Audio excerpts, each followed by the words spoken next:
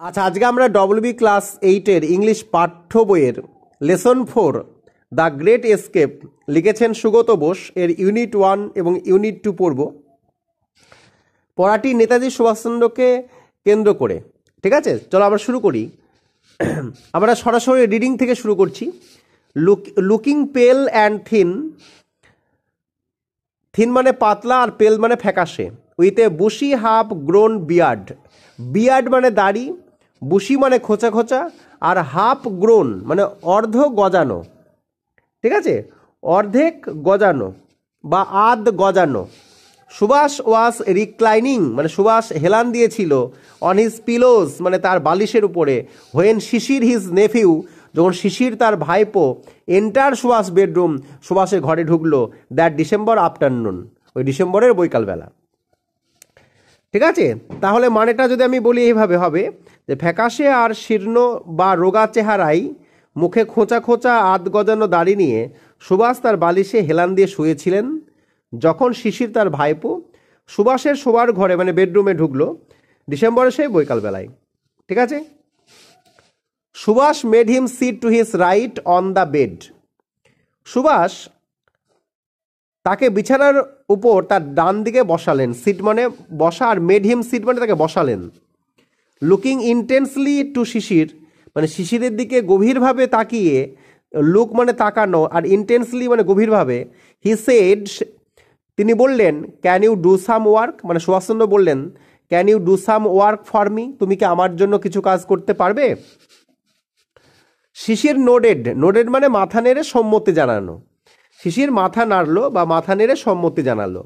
The task as it, task মানে কাজ, as it turned out যেরকমটা বোঝা গেল, was to help plan and carry out Subhash escape from India, from India মানে ভারতবর্ষ থেকে। কাজটি ছিল মানে যা দেখা গেল ভারত থেকে সুভাষের পালানোর পরিকল্পনা, প্ল্যান মানে পরিকল্পনা, ও তাকে কাজে পরিণত করা বা রূপায়ণে সাহায্য করা, অর্থাৎ সুভাষকে পালাতে সাহায্য করা। ঠিক আছে, পরিকল্পনায় সাহায্য করা। আচ্ছা, এবার দেখো, Sisir would have to drive his uncle,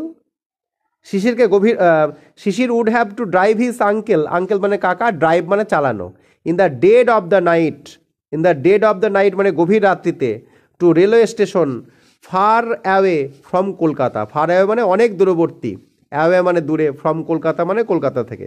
তার মানে এটা কি, যে শিশিরকে গভীর রাতে, গভীর রাতে ইংরাজি কোনটা? In the dead night, in the dead of the night মানে গভীর রাতে, শিশিরকে গভীর রাতে গাড়ি চালিয়ে তার কাকাকে কলকাতা থেকে অনেক দূরবর্তী একটা রেলপথ স্টেশনে নিয়ে যেতে হবে। ঠিক আছে, অ্যাওয়ে মানে দূরে বলেছি কিন্তু আমি। From his uncle's residence at Elgin Road, Sisir walked back that night to his own house at one Woodburn Park in a state of wonder and subdued excitement. তার মানে কি, যে এলগিন রোডে অবস্থিত তার কাকার বাড়ি থেকে শিশির হাঁটতে হাঁটতে, হাঁটা ইংরাজি কি ওয়াক, উডবার্ন পার্কে তার নিজের বাসায় ফিরল বিস্ময় আর চাপা উত্তেজনা নিয়ে। আচ্ছা, চাপা উত্তেজনা ইংরাজি কোনটা? Subdued excitement. উত্তেজনা তো থাকবেই, কাজটা যে খুব বড় কাজ ছিল, তাই না? আচ্ছা, ইন এ স্টেট মানে অবস্থা, in a state of wonder মানে কি, ইন এ মানে বিস্ময়, ওন্ডার মানে বিস্ময়, একটা বিস্ময়কর অবস্থায় আর কি। তো এলগিন রোডে অবস্থিত তার কাকার বাড়ি থেকে, রেসিডেন্ট মানে কি, আঙ্কেলস রেসিডেন্স মানে কাকার যে বাড়ি আর কি, রেসিডেন্স মানে এখানে বাড়ি অর্থে ব্যবহার করা হয়েছে। ফ্রম হিজ আঙ্কেলস রেসিডেন্স তার কাকার বাড়ি থেকে আর কি। ঠিক আছে, at Elgin Road Sisir walked back মানে হেঁটে ফিরে গেলেন, দ্যাট নাইট মানে ওই রাত্রিতে, টু হিজ ওন হাউস তার নিজের বাড়িতে, ওন মানে নিজের, at one Woodburn Park in a state, কেমন অবস্থায় গেলেন? In a state of wonder একটা বিস্ময়কর অবস্থা, স্টেট মানে অবস্থা, অ্যান্ড সাবডিউড এক্সাইটমেন্ট চাপা উত্তেজনা নিয়ে। The police were keeping watch on Subhash house, keep watch মানে নজর রাখা, পুলিশ তার সুভাষের বাড়ির উপর নজর রাখছিল। Though it was normal for a nephew, normal মানে কি স্বাভাবিক, ফর এ নেফিউ মানে একটা ভাইপোর পক্ষে, to visit an ailing uncle. Ailing uncle মানে অসুস্থ কাকা। Subhash had an additional excuse for meeting his nephew. সুভাষের একটা অতিরিক্ত অজুহাত ছিল। অ্যাডিশনাল এক্সকিউজ মানে অতিরিক্ত অজুহাত ছিল তার ভাইপোর সাথে দেখা করার।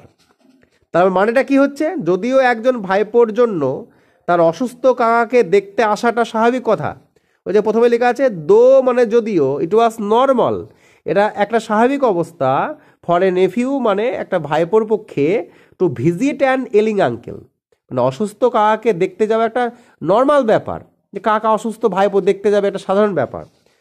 কিন্তু সুভাষের একটা অতিরিক্ত অজুহাত ছিল। সুভাষ হ্যাড মানে ছিল an additional excuse for meeting his nephew. ঠিক আছে, সুভাষের একটা অতিরিক্ত অজুহাত ছিল ওই ভাইপোর সাথে দেখা করার। Sisir was good at operating the radio. Sisir radio চালানোতে দক্ষ ছিল। He helped Subhash listen to foreign broadcast. Foreign broadcast মানে কি, বিদেশি সম্প্রচার, মানে সুভাষকে বিদেশি সম্প্রচার শুনতে সাহায্য করত। এবার লিসিন মানে শোনা, আর ফরেন মানে বিদেশি। Subhash and Sisir discussed various means of escape. Variance means মানে কি, বিভিন্ন উপায়, আর অফ এসকেপ মানে পালানো। মানে সুভাষ এবং শিশির পালানোর বিভিন্ন উপায় নিয়ে আলোচনা করত। ডিসকাস করা মানে আলোচনা করা। Finally they decided to drive out in the most natural fashion through the main gate. অবশেষে তারা ঠিক করলো গাড়ি চালিয়ে তারা বের হবে সব থেকে স্বাভাবিকভাবে প্রধান গেট দিয়ে। মানে ন্যাচারাল ফ্যাশন মানে স্বাভাবিকভাবে, ইন দ্য মোস্ট মানে সব থেকে, ন্যাচারাল ফ্যাশন মানে একদম স্বাভাবিকভাবে তারা বের হবে। থ্রু দ্য মেন গেট মানে ওই প্রধান দরজা দিয়ে। আর ডিসাইড করা মানে ঠিক করা। Sisir owned a German car. শিশিরের একটা জার্মান গাড়ি ছিল call the Wanderer, which he and Subhash chose for their journey.